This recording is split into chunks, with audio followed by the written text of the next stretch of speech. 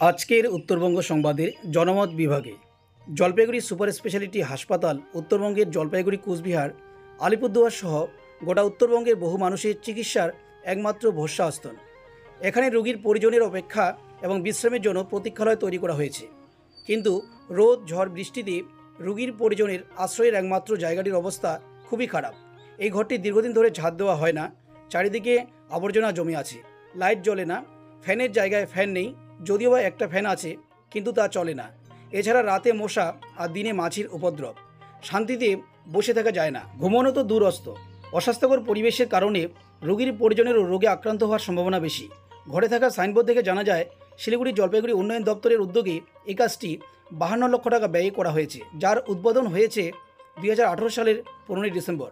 কিন্তু অল্প সময়ে এত বিশাল পরিমাণ অর্থের বিনিময়ে তৈরি করা এই প্রতীক্ষালয়টির এমন দুর্দশা সত্যি লজ্জার। এ ব্যাপারে সংশ্লিষ্ট দপ্তরের দৃষ্টি আকর্ষণ করছি।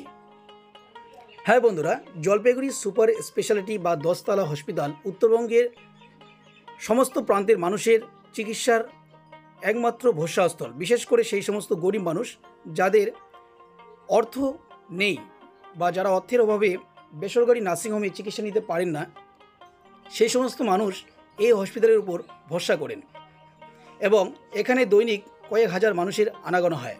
কিন্তু এখানকার যে বিশ্রামস্থল রয়েছে তার অবস্থা সত্যি খুবই দুঃখজনক এবং লজ্জাজনক। এটি মাস ধরে পরিষ্কার করা হয় না এবং তা আমি নিজের চোখেই দেখেছি। তাই এই বিষয়ে ঊর্ধ্বতন কর্তৃপক্ষের দৃষ্টি আকর্ষণ করছি, যাতে এটি পরিষ্কার পরিচ্ছন্ন এবং লাইট ও ফ্যানের সুব্যবস্থা করা হয়। আশা করি ঊর্ধ্বতন কর্তৃপক্ষ এই বিষয়ে সদ উদ্যোগ গ্রহণ করবেন। ধন্যবাদ।